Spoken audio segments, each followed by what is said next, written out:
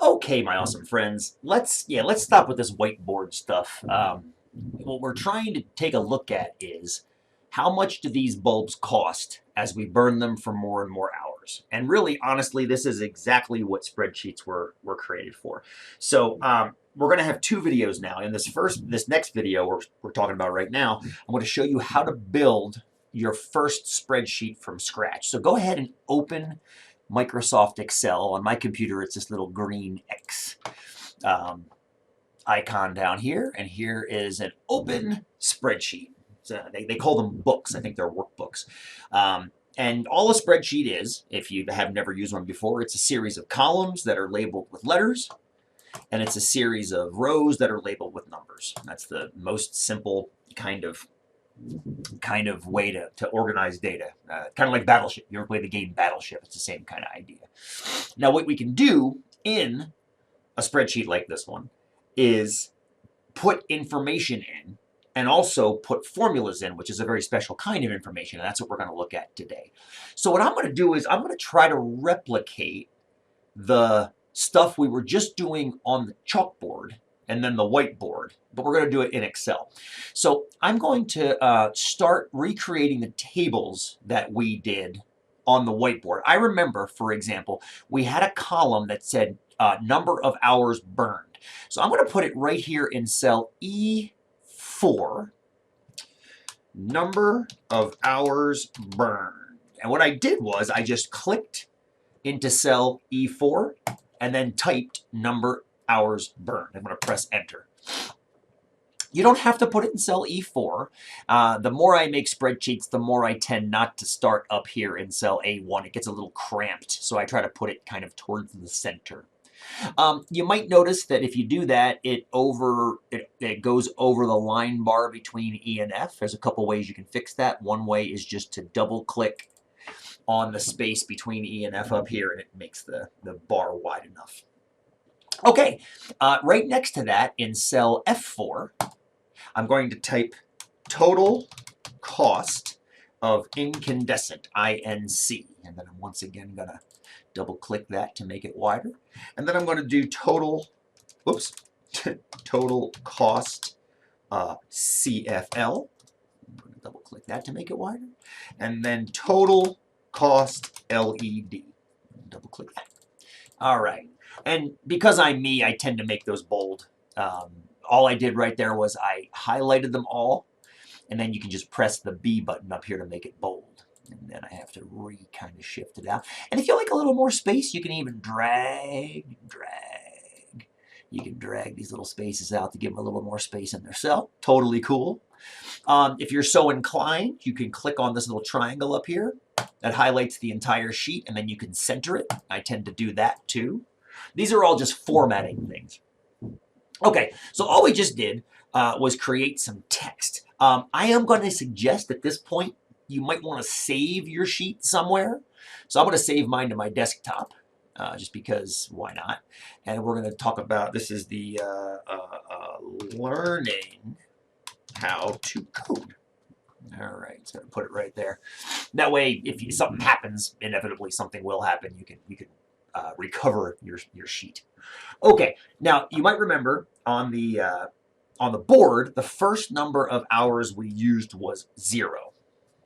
And then I jumped to 10 because my brain isn't the quickest calculator.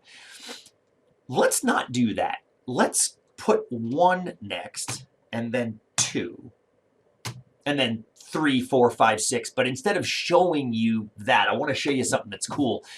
If Excel senses a numerical pattern like this, 0, 1, 2, you can actually have it continue the pattern down by selecting 0, 1, 2. And then, now what I did was I clicked down the 0, and I'm holding that left click and then highlighting, then letting go. And then you can drag this little green box, left click and hold that, and then pull. And as you pull, it continues the pattern down as far as you want to go. And that pattern can be 0, 1, 2. It could be 0, 2, 4. I mean, I can show you 0, 2, 4. It would do the exact same thing. It would just continue that pattern down. It recognizes dates. There's all kinds of really cool kind of ways it can do patterns in Excel. So we'll come back to that. 18 is far enough for the time being, because what I want to really focus on now is I want to focus on that formula for the incandescent. You might remember the incandescent cost us 50 cents, and then we had to pay $0.006 for every hour we burned it. So the formula that I used on the chalkboard was equals fixed cost plus variable cost times number of hours. So we can put that formula right into Excel. Here we go. Let's do it. Big thing to remember about Excel is if you're going to use a formula, you got to start with an equal sign. Equals fixed cost 0.5 because it's 50 cents, half a dollar, plus variable cost 0.006 times number of hours. Now here's where you want to not type the number 0. You want to actually click on that 0 right there. Mine is in cell E5, maybe yours is too. And then press enter.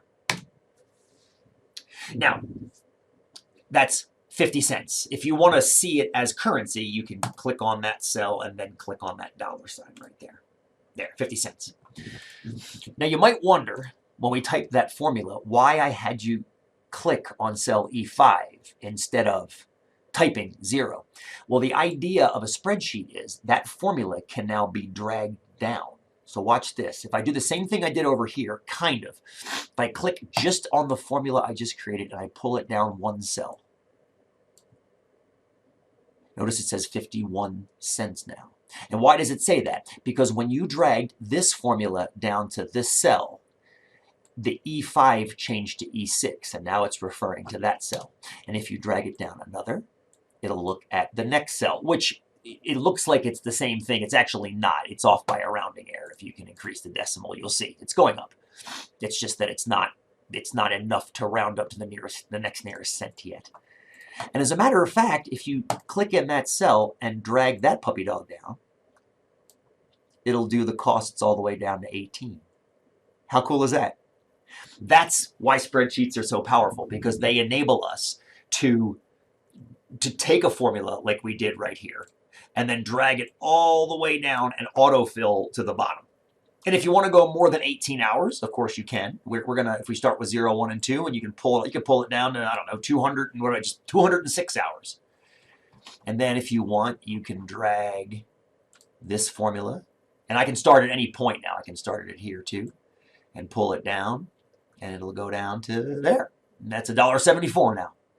Okay, I think as far as we got on the board together was 100 hours, and I believe that was $1.10, right? Yep, right there, $1.10. It was exactly $1.10. All right, cool. All right. Now, let's do the CFL. The CFL is the same idea as the incandescent, except it has different costs. So the formula for the total cost of a CFL is equals, remember the equal sign, 3 plus 0.0014 times, and we're still going to make the variable be the number of hours burned. Press enter. If you want, change it to $1. I think it makes sense to, actually. And then pull that formula down. And these numbers are going to look like the ones we saw on the board in the other room. $3, $3.01. Actually, it's $3.01.4, but that's okay. It's rounding off to the nearest cent here. And then if you want, you can drag that puppy dog all the way down to however far you want it to go. In this case, it would be $3.29-ish. Cool so far? You're making your first spreadsheet, folks. For the LED, we actually had given up before we did the LED on the board, because I was realizing how silly it was to do that on a chalkboard or a whiteboard. So equals 5 plus 0.001 times the number of hours. So $5 if you buy the bulb, which again makes sense, hopefully. And then if you drag that puppy dog down, you start seeing the costs go up. All right, you can drag as far as you want. And don't worry about the whole dragging as far as you want thing. There's actually even a shortcut you can use. We'll learn that later. What I want you to focus on is a couple things I want you to think about. before we move to the next video. Notice that even after 200 and whatever hours it was, 206 hours, the incandescent is still cheaper in total than either the CFL or the LED when you just purchase them. Not even before you start using them, just by purchasing. So the question might be like, why would you ever buy anything except an incandescent if it's always going to be cheaper? Now, some of you might be thinking about that and thinking to yourselves, but I don't think it is always going to be cheaper. Because if you look at how the incandescent's price is increasing, it's increasing faster than the CFL, and the CFL is increasing faster than the LED. Now, hopefully this makes sense. What part of the equation is making the cost increase as we go down the chart? That's right. It's the slope, the variable cost. The variable cost is the one that's making the price increase as we go down the chart. The fixed cost is a one-time cost. That's built into the price. But the slope is what's making it increase as we go down. And the incandescence is increasing faster than the CFLs. And the CFL is increasing faster than the LED. So the point of this video was just to get you to get into Excel and do a little bit of spreadsheet coding. I've actually made us a more visual spreadsheet for us to play with problems like this. We'll look at that in the next video.